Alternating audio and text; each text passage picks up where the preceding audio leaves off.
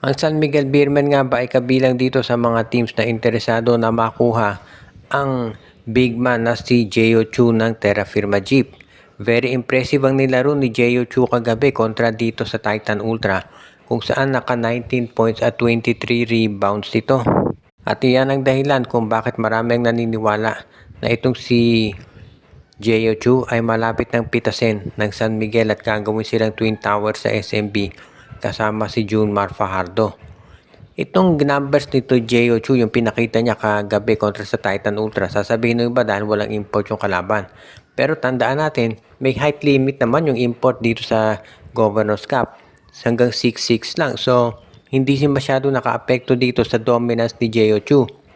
At yung buong Terra Firma team talaga ang nakagawa ng magandang laro dahil naka 94 rebounds sila. Record yan dito sa PBA. So talagang masama makikita natin dito na maganda pinakita nila. At kung ipagpapatuloy ni Jeo Chu yung kanyang ganyang klaseng laro, hindi nga magtatagal yan sa Terra Firma at pipitasin na yan ng San Miguel. Dahil San Miguel baka naghahanap na raw ng bagong center na maidadagdag dito sa kanilang roster.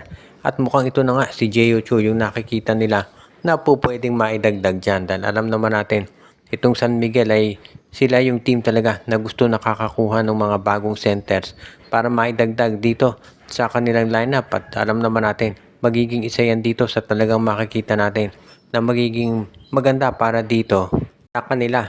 Kaya nga itong si Jeo Chu, subaybayan ninyo yung magiging laro niyan dahil kapag nagtuloy-tuloy yung ganyang klase niyang number sa rebounding at sa punto, sigurado na ito'y magkakaroon na ng oportunidad na lumipat dito sa SMB kahit na mayroong tinatawag na ban pagdating dito sa mga draft picks na ite-trade dapat daw for 3 years pero sigurado magagawa niya ng paraan. Ang Titan Ultra naman daw at Phoenix Fuel Masters ay nagkakaroon ng diskusyon tungkol sa isang posibleng major trade. At ang tinutukoy natin dito ay ito si Richie Rivero at si Joshua Monson. Sa ngayon, ito si Rivero daw ay kinukonsidera ng Titan Ultra na magiging pwede o suitable na kapalit nitong si Joshua Monson kung sakasakali. Alam nating ni-renew o na-auto-renew yung kontrata nitong si Monson sa Titan Ultra dahil hindi sila nagkasundo. Dahil gusto ni Monson na ma-trade na at payag naman ng Titan Ultra. Ang problema, wala silang makitang team na mag-a-agree sa kanilang terms and conditions. So natili itong si Monson sa Titan Ultra. Pero open pa rin ito sa posibilidad na siya i-trade.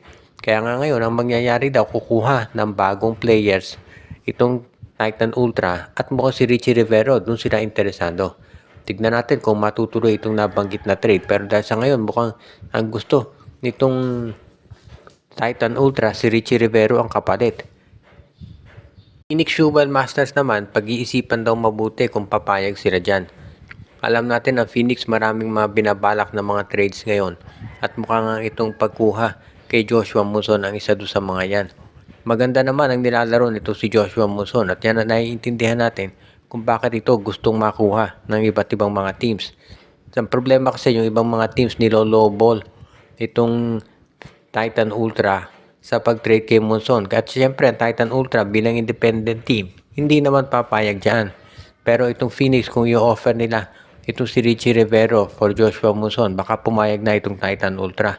At sigurado naman na magiging maganda yan para dito sa nasabing koponan dahil matinding matchup talaga to para sa mga nabanggit. Kaya major move ito ng dalawang koponan kapag ito ay natuloy.